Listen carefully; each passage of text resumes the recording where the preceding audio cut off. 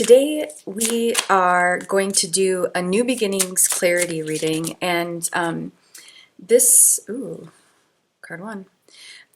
This reading was inspired by these beautiful rhubarb seeds. This arrangement was inspired by these rhubarb seeds, and then as I was preparing for this reading, deciding what I wanted the theme to be, I looked up the spiritual meaning or the symbolic meaning of rhubarb. And it has a lot to do with new beginnings and resilience, because rhubarb is a really strong, wow, okay, that feels like, okay, let me take a breath on this. Okay, wow. So I think actually the gut hit, I'm getting this 1, 2, 3, 4. And then this is the 5th card, which is the advice from Spirit. So I'll tell you what the spread means in a moment. That's wild. I love when they all come out, though. Okay, so rhubarb is a... bottom of the deck is the 4 of Wands. That's exciting. Okay. Rhubarb is considered to have this like renewal, new beginnings, resilience vibe, because it is such a large, strong, huge plant that thrives in cold weather environments. So I live in Minnesota, which is obviously a cold weather environment, and at the time I'm recording this, it's the beginning of June in Minnesota, and my rhubarb plants are humongous. They're absolutely huge. So I just love that that's what rhubarb symbolizes. And it was also interesting because I had just at the time I'm recording this, I had just edited a different reading and released it. So the latest reading that I have up on my channel at the time of this recording is entitled, "I am willing to receive the rewards of my resilience." So that reading had new beginnings, resilient vibes as well. So what I'm going to do is link up that reading in the description box, because I feel like if any of this is resonating, there might be something for you in that reading as well. So let me explain the spread that I'm using today. It's a clarity spread. So for me, what that means is helping unearth realities and assumptions. So the top row is the assumption row, card 1 and 2, and it's the assumption that you're making about what the problem is in terms of why you're not unlocking the new beginning you desire, and what the solution is. And then the bottom row is the reality row. So this is the reality of why the problem, essentially why you're not unlocking the new beginning that you want.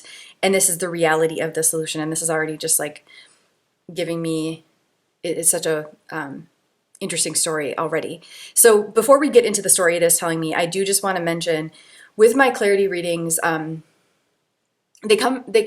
reason I do them and I love them is because they have worked wonders in my own life personally. When I sit down with myself in spirit and I'm like, okay, something is not working, I must be making assumptions and I must be funneling my time, money, energy to those assumptions.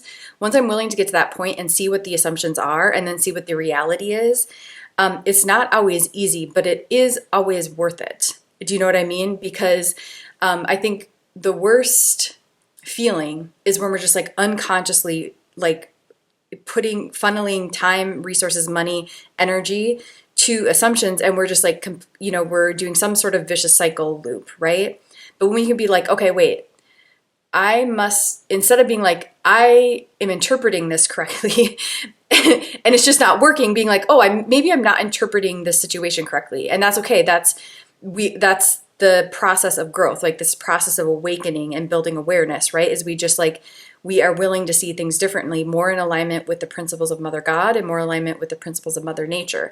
And then as we do that, as we have these perspective shifts, as we awaken to different ways of seeing our situations and different ways of defining the things that we want, the virtues of life, like abundance and kindness and so on and so forth, then we can really powerfully move our life forward. And so that's one of the reasons I decided with, when I looked up the rhubarb meaning, I just love I just think the seeds are so gorgeous. They have this like hint of gold in them. So when I looked up that rhubarb meaning, I was just like, okay, new beginning. So that new beginnings resilience vibe. I think a clarity reading would be perfect for that, because it's like that all new beginnings in my life have started with this willingness to see things differently, a willingness to have perspective shifts, and that willingness requires resilience. Do you know what I mean? Like, it's one and the same. And as I'm saying all this, I'm thinking about something I heard recently, and I really honestly do not know who to credit to. It might be another tarot reader online. It could be Instagram. My apologies for not knowing who to properly credit to. But the essence was, there is no sovereignty without mastery. So take a breath on that. I know this essence of this reading isn't sovereignty, but to a certain extent it is, right? I think all new beginnings that we're truly seeking are in the direction of sovereignty, right? This direction of like, I am aligned with who I innately am supposed to be and my purpose. I am embodying that. I am living from that place, right? And I am sustaining myself as myself. Wow, I've never quite said sovereignty in that way, but I kind of like that. Let's just take a breath on that. I'm sustaining myself as myself. I just like really like that. So I do believe that all true new beginnings that we want are in alignment with sovereignty. And, we want to be unlocking the next beginning en route to the experience and the embodiment of more and more sovereignty. So I think that the idea that there is no sovereignty without mastery is really powerful, because it does piggyback off of this idea of resilience, right? My personal growth and healing journey, there's been a lot of, in the past, there was a lot of like fantasy thinking of wanting a better life without a willingness to go through the journey of mastery, right? And build resilience and build capacity. I just kind of like wanted to like, and I don't mean to like, I'm not saying you're doing this, and I don't mean to like undermine my past self, but there was like some immaturity there where I was just kind of like wanting to whine and cry and be like, but I deserve sovereignty. But like, sovereignty requires mastery. It requires initiations. It requires resilience. It requires going on the actual journey. And so I think there's just something powerful about this idea here, and it's definitely coming out in the cards as well. So with all that being said, let's get into the story these cards are telling. This final card here, which was actually the first card that came out face down, I'm going to keep it face down for now, which I typically don't do, but I kind of want to reveal it at the end, I think, is the advice from Spirit card. So again, top row is assumptions cards, assumptions you're making about problem and solution in terms of unlocking the new beginning you desire. Bottom row is reality row of the reality of the problem and the solution of unlocking the new beginning you desire. And then we'll end with this final card here, which is the advice from Spirit card. Okay, so let's start with the assumptions row. There's a very interesting message coming out with this top row, the assumptions row, and I feel like it's definitely kind of like this push-pull within you, which makes a lot of sense, because I think when we are operating in the realm of assumption, a lot of times there's like these different parts within us that are operating unconsciously, and they're actually like kind of opposing each other. And I'm laughing not at you, just like at the human condition of like how difficult this can be, this life experience can be sometimes. So this row is definitely giving me the vibes of like, protector and manager in the internal families system, the IFS system of viewing our consciousness, our psyche. So if you've never heard of internal family systems, to try to like summarize, and I am not a therapist, I'm just somebody who really loves this healing modality. It's worked wonders in my life personally. It comes from a guy, his name is Richard Swartz, and he talks about how our consciousness, our psyche, is multifaceted. And so we've really, in our culture, pathologized the idea that our psyche is multifaceted with the idea of like multiple personality disorder.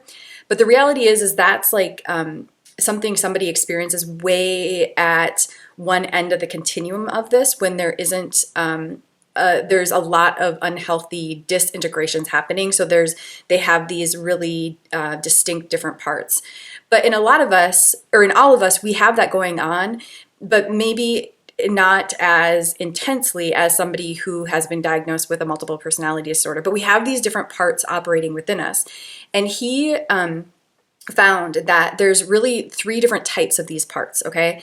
There is the exile. That is the one that is the most hurt. It really had something very difficult happen. And then there's these other parts, which are the protector parts. So they're trying to protect from the feelings of the exile. And those parts are the manager and the firefighter, okay? And the manager tries to like proactively protect against the feelings. And the firefighter is like the reactive, like if you're about to feel these feelings, something's really gonna happen, okay? So I'm definitely getting like firefighter vibes here and manager vibes here.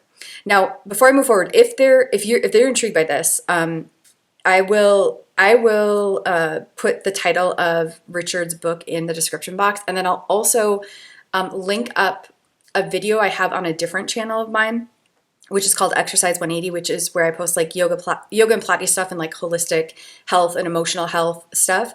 And I have in introductions to the internal family systems theory on a video on that channel about this. I think is like 20 minutes.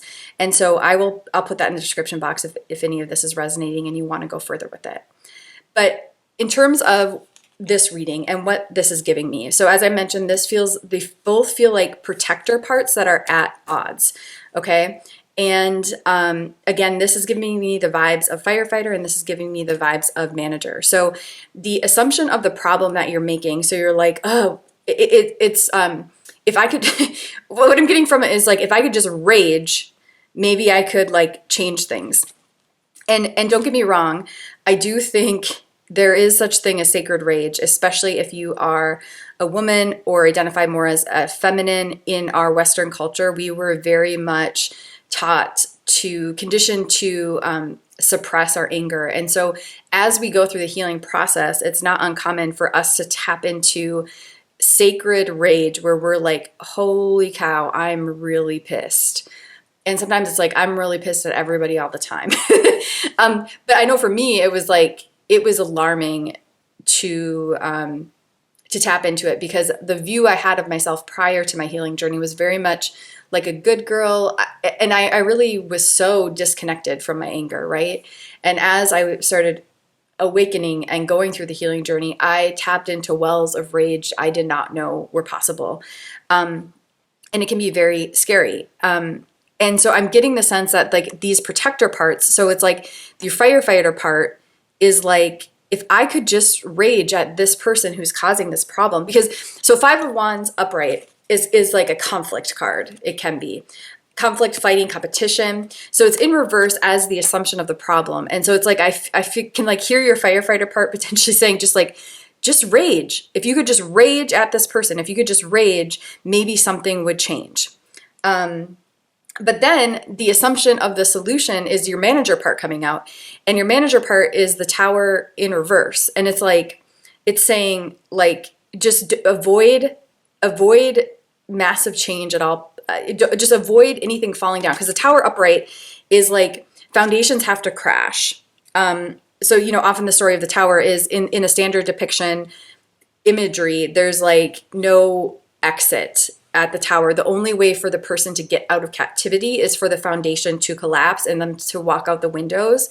And it's always said that's good because the tower ultimately has a poor foundation. So it's like your manager part is like, nope, just don't let the tower collapse. Just keep keep things as they are. Don't reveal the issues in the foundation.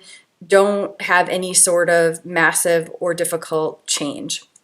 And, Richard Schwartz's book is called No Bad Parts because these parts have really good reasons for doing this. Like, they're really just trying to protect the system in the only way they know how. But can you see how these are like opposing viewpoints? And that really is what happens a lot when you start working with this system of healing, is that you realize that you have different parts and they are opposing. And the more you can get to know them and realize their intention is good and hear them out, then you can help them transform into what is really a bit more well, is healthy and more integrated and can work towards actually the wish fulfillments and the goals and the dreams and the new beginnings that you're desiring. So there seems to be, again, some sort of like opposing parts, opposing forces within you.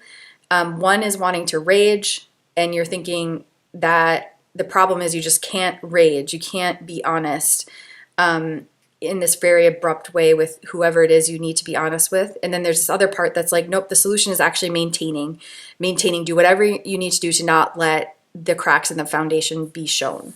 Now, it's really interesting because the bottom row, the reality row, is almost giving me the vibes of like when these parts have been listened to, have been more understood, and they start to play a more healthy role in the system. Because I'm almost getting like the Five of Wands in reverse is transformed more into the Page of Pentacles in reverse. So here we have the Page of Pentacles in reverse in the position of the reality of the problem. Okay? And so the reality of the problem seems to be like not having beginner's mind about what in the tangible sense needs to change in your life. So pentacles to me typically represent like more than just money. They represent how we get our physical needs met as humans. So it's like the tangible aspects of being human. Oh my God. And I'm just like, for some reason, loving this imagery with this arrangement. Isn't that gorgeous? Oh my God. It's so beautiful. Okay, so pentacles, the tangible aspects of being human. How are we getting our needs met? Healthy ways, unhealthy ways.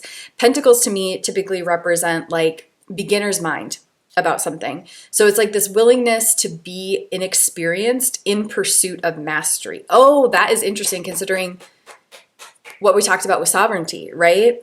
It's like pages like encompass this paradox to me, which is like, to have mastery, we have to go through the season of a willingness to have beginner's mind, a willingness to see things differently. So with all that being said, with this Page of Pentacles in reverse being in the position of the reality of the solution, the reality of the problem, it seems like maybe there is a resistance in you to really being curious and a willingness to have a beginner's mind about what is healthy in terms of how you're getting your physical needs met. Which is you see how that's like almost like a reformed firefighter part here. So firefighter part's like, I just need to rage. And this is like maybe not that feeling anger and expressing it in healthy ways isn't important, but maybe I also need to get curious about how I'm getting my physical needs met and be willing to learn and grow in that arena. Because then here we have in the reality of a solution is the Five of Swords in reverse, which is very interesting. So Five of Swords to me always represents really difficult relationship dynamics, or doesn't always, but often. So Five of Swords in reverse being the reality of the solution, to me, that's saying there's a detoxing of these difficult relationship dynamics, which kind of goes along right here, right with the Tower in reverse. So this, if we're thinking of this like manager part that's always trying to like proactively prevent against feelings, those deep, dark feelings by like preventing cracks in the foundation to be seen and preventing that tower to fall. This is a little more, a more resilient, a more mature version of that part, which is like, actually, I'm going to detox the difficult relationship dynamics that are at the root of that foundation. So instead of this avoidance happening, there's a willingness to face and deal with. Does that make sense? So do you see how, I mean, just the cohesiveness of this message is sort of blowing me away, where it really is like, as these parts in you become more, they trust you as the adult version of yourself now, they're going to reform and be like, okay, maybe instead of raging, I can have some beginner's mind, some curiosity about how I can be healthier in how I'm getting my physical needs met. And maybe instead of avoidance, I can be willing to look at and face and deal with where I might be getting my physical needs met with unhealthy relationship dynamics. And I can baby step by baby step correct those dynamics. Let's take a breath. None of that is like necessarily easy to hear, but I also am getting the sense that you certainly are, able to hear it. And I'm getting the sense that this could be incredibly transformative. And let's not forget, at the bottom of the deck here is the beautiful Four of Wands. I just love this card. I love this depiction of it, but I also just in general love the Four of Wands, because the Four of Wands, you see how those wands are just like straight. And so the Four of Wands to me is like this, it can symbolize like happy marriage. So like this, and it doesn't have to mean marriage with a romantic partner, but just like really happy, joyful connections. And there's like this alignment to how you are funneling your passionate energy, because wands to me represents that passionate energy. Swords to me more represents like how you're thinking, boundaries, strategy. It's like clarity of thought. It's like dynamics, where wands are more like that fiery energy. Again, like Five of Wands in reverse was like, why can't I just rage, as the assumption of the solution, right? So in my life, I have had the experience that most of my problems, whatever they are at the superficial, obvious level, most of them at the root level have something to do with relationship dynamics, which has taken me a long time to awaken to. And now that more and more I've settled into that reality for myself, it's become really almost obvious to me, because relationship, like, what are we except for relational creatures, right? Like, so as human beings, as spiritual beings, we are in relationship. Ooh, hit the flower. Sorry, baby. We're in relationship with everything, right? And I think there's a lot of beautiful healing and manifestation, quote unquote, techniques, right? Like affirmations and things of that nature. And I think that there is no like greater affirmation than the behaviors and the actions you actually do.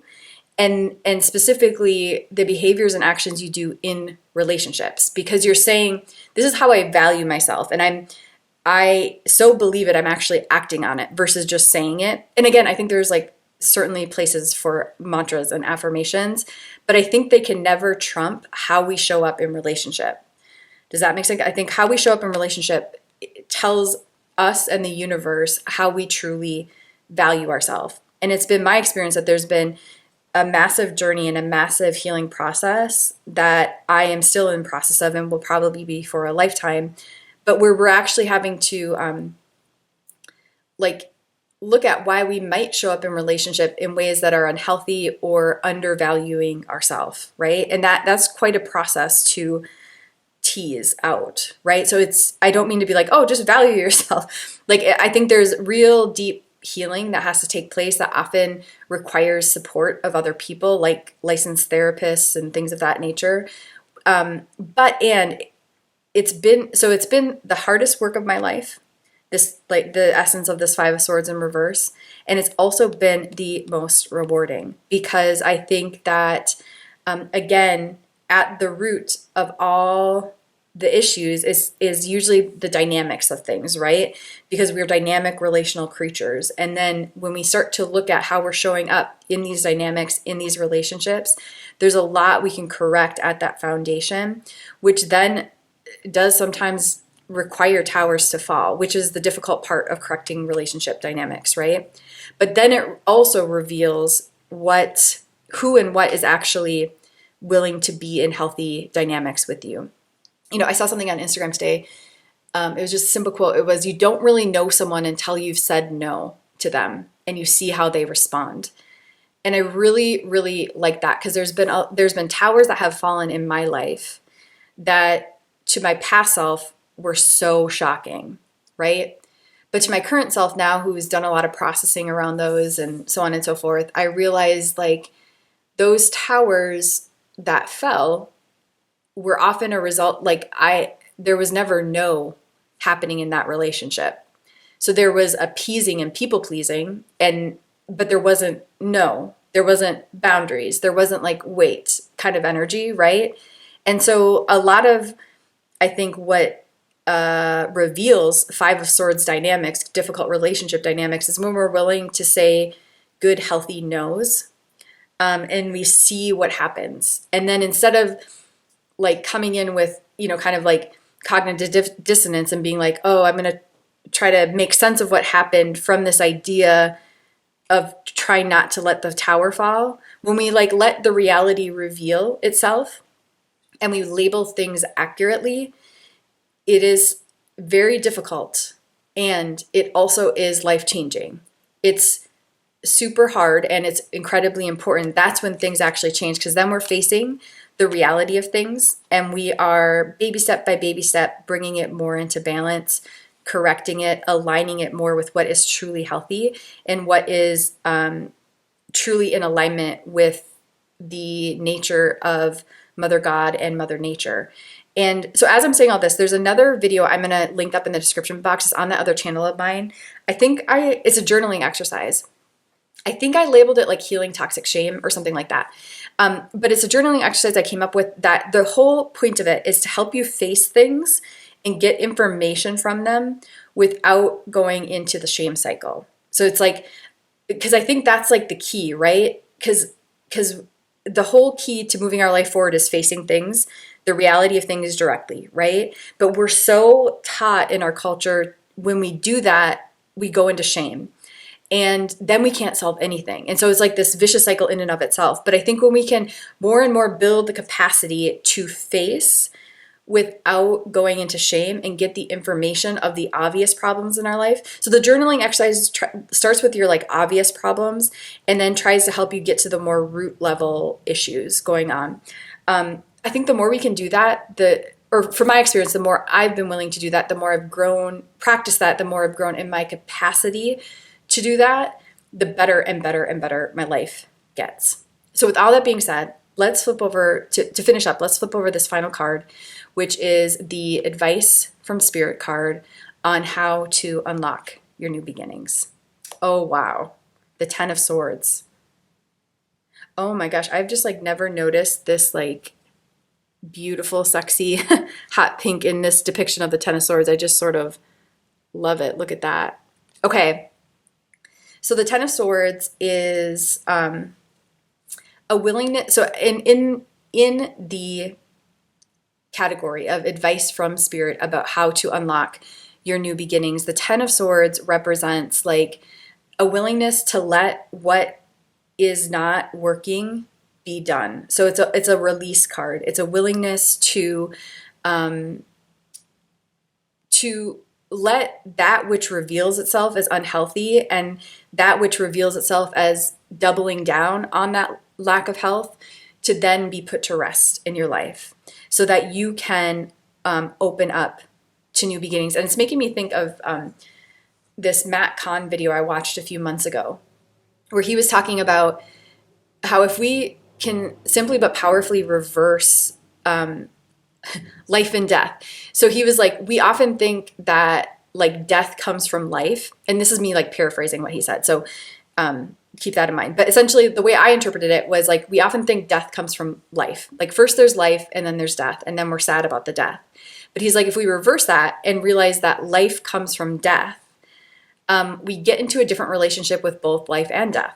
Right? And then we start to see things like Advice from Spirit being the Ten of Swords, which is essentially a version of the Death card, right?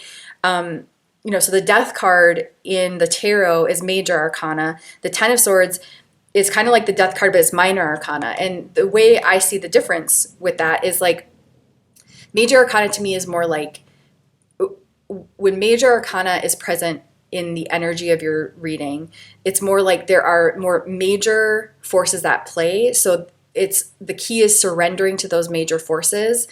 But when minor arcana is more present, which is the case here, which is, in terms of the reality of things, it's more that like your more minor choices make more of a major impact. That's how I interpret major and minor arcana. And so I really love that instead of it being the Death card, it's like the Ten of Swords, because it's like your choice of what to put to rest in your life is really going to be what unlocks the new beginnings. So sort of paradoxically, it's the deaths you're willing to have, the metaphorical deaths, within yourself. So like dying, old parts of yourself dying, so there can be, and not like dying, but like, transitioning. So it's not like you want to kill off these parts of here.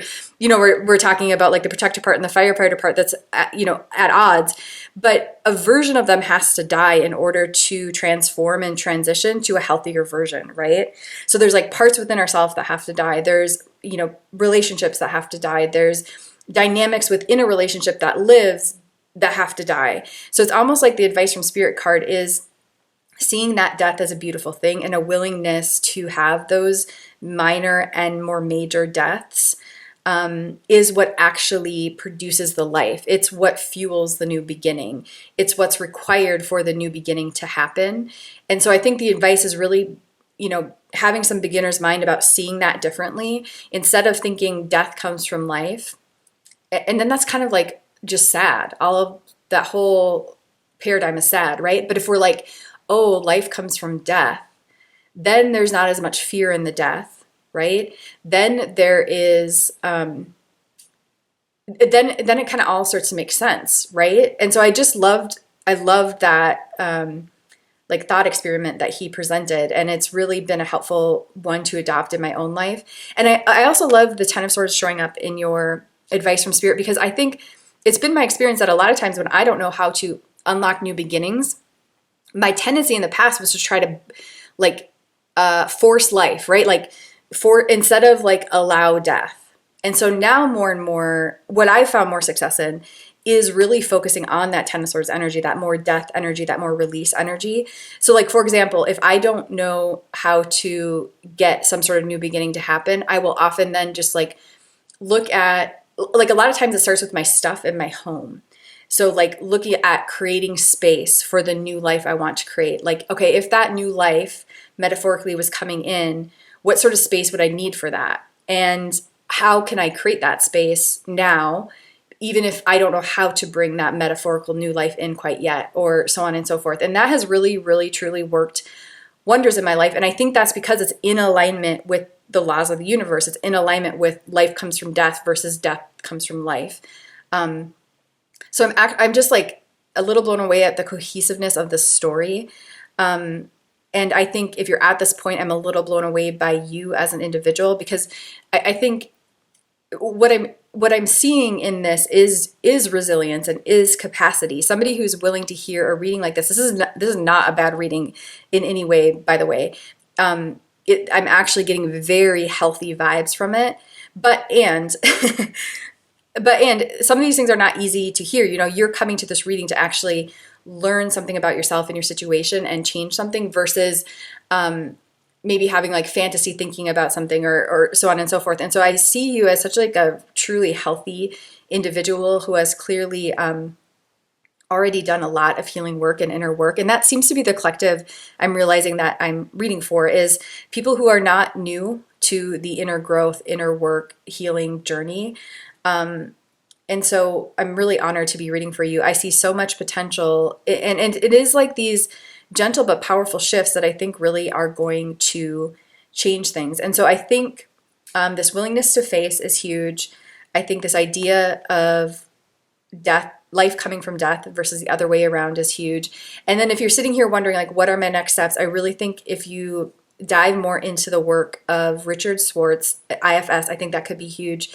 And then maybe checking out those 2 videos of mine on my other channel, I think might be great starting points for you of like integrating this awareness, this reading, this energy. And then from there, I have no doubt your inner guidance will, well, I mean, it will anyways, but I think those are starting points. And then I bet different resources and so on will come to you, and you can continue on your beautiful healing path.